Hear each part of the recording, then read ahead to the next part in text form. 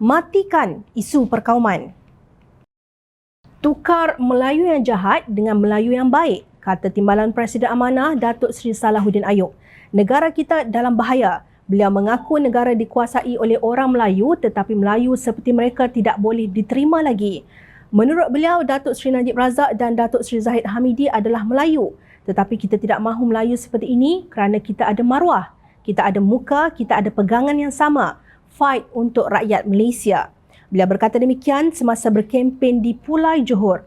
Mungkin sudah tiba masanya rakyat Malaysia bangkit dan sedar bahawa isu perkauman yang dibawa oleh sesetengah ahli politik sudah tidak lagi relevan untuk dijadikan kayu ukur pengundi di Malaysia. Apa yang penting adalah merit, kredibiliti dan integriti seseorang pemimpin tidak kira perbezaan dari sudut kaum, agama, latar belakang dan status, katanya. Menurut beliau, memanaskan isu perkauman adalah sangat berbahaya bagi masyarakat Malaysia yang berbilang kaum.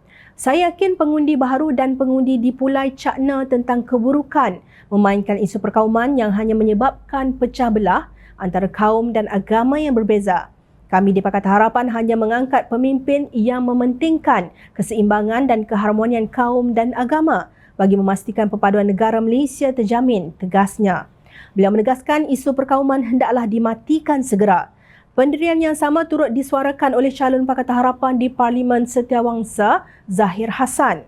Taktik kuno dan lapuk menggunakan isu perkauman serta ancaman agama dalam kempen pilihan raya umum ke-15 perlu dihentikan serta-merta, katanya.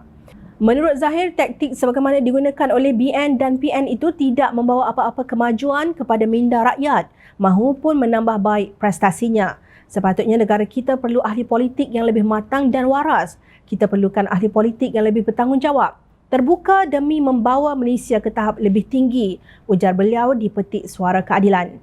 Ahli politik berfikiran sempit seperti ini perlu dihentikan, katanya merujuk kepada ucapan Ketua Pemuda PAS Ustaz Muhammad Syahiful Muhammad Nasir yang tular di media sosial. Dalam video berkenaan, Muhammad Syahiful menyeru supaya mengundi Perikatan Nasional kerana barang siapa yang mengundi Pakatan Harapan dan Barisan Nasional akan masuk neraka. Kemarin, Timbalan Presiden Keadilan Rafizi Ramli membuat laporan polis di IPD Ampang Jaya. Saya ucap terima kasih kepada polis kerana pegawai penyiasat telah pun merakam kenyataan terus untuk dihantar ke Bukit Aman kerana saya dimaklumkan dalam laporan media sebelum ini telah ada kertas siasatan terhadap kedua-dua kandungan. Satu kandungan, Ketua Pemuda PAS menyatakan undi BN dan PH masuk neraka. Satu lagi, kandungan video yang tular oleh seorang pelakon isu kafe harbi. Memang ada kertas siasatan. Saya dimaklumkan bahawa setiap kawasan ada pasukan polis siasat kes pilihan raya, sebab itu terus diproses dan saya beri keterangan penuh, tunjukkan bukti dan sebagainya, katanya lapor Suara Keadilan. Menurut Rafizi, beliau dimaklumkan kes berkenaan disiasat di bawah 3 akta iaitu Kanun Keseksaan 504, Akta Komunikasi dan Akta Pilihan Raya Seksyen 4(A) mengenai ucapan dan kandungan yang menimbulkan kemarahan dan ketenteraman yang mengancam Melayu dan bukan Melayu. Maksudnya, semua calon tak baca Akta Pilihan Raya buat kenyataan berkenaan perkauman. Kalau baca Akta Pilihan Raya, benda ini tak berlaku, terutama kandungan ugut, beri gambaran sembelih dan sebagainya, tegas Rafizi. Beliau selaku pengarah pilihan raya keadilan itu menasihatkan agar calon dan penyokong yang berkempen tidak membuat kandungan media sosial atau berucap melanggar Akta Pilihan Raya. Rafizi juga memberi amaran akan bertindak terhadap mereka yang melanggar peraturan pilihan raya berhubung isu sensitif.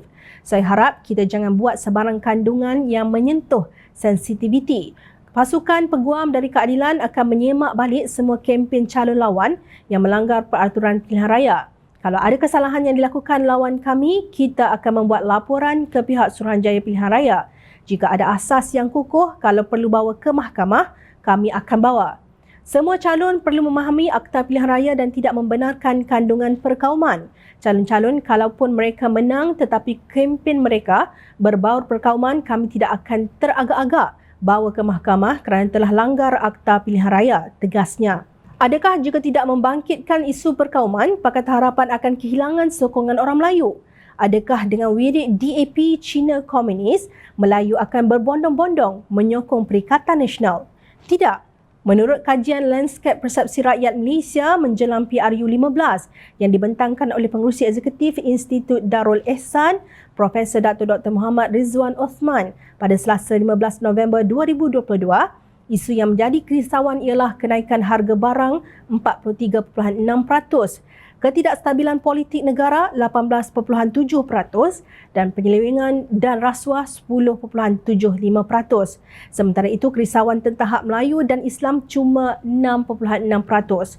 Dapatan tersebut menunjukkan rakyat tidak melihat perkara berkaitan perkauman seperti hak Melayu dan Islam sebagai satu yang membimbangkan. Maknanya pemimpin dan penyokong mereka yang membangkitkan isu perkauman hanyalah umpama langau yang mengurung sampah sahaja. Rakyat di zaman milenium takkan bodoh mahu disajikan dengan sampah lagi. Ini kerana rakyat bijak sentiasa memerhati.